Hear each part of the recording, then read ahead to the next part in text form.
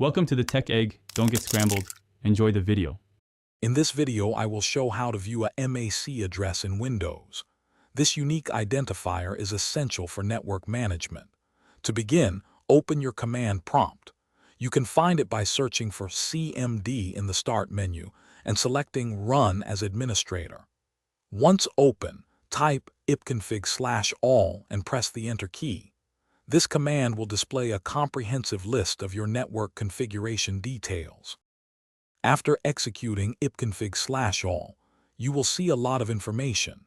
Carefully scroll through the output to find the section corresponding to your active network adapter, such as your wireless LAN adapter Wi-Fi or Ethernet adapter. Within that section, look for the entry titled Physical Address. This 6-pair, 12-character hexadecimal number is your device's unique media access control address. For a quicker way to see your MAC addresses, you can use the getMAC command. Open a new command prompt window. You do not need to run it as an administrator for this particular command. Just type getMAC/v and press Enter.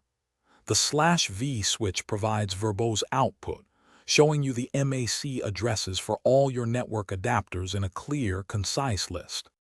In summary, you have two effective command line methods to view your MAC address: ipconfig/all and getMAC/v. Remember, your MAC address is a unique 12-character identifier for your network hardware. It plays a vital role in network communication, security, and device recognition within your local network.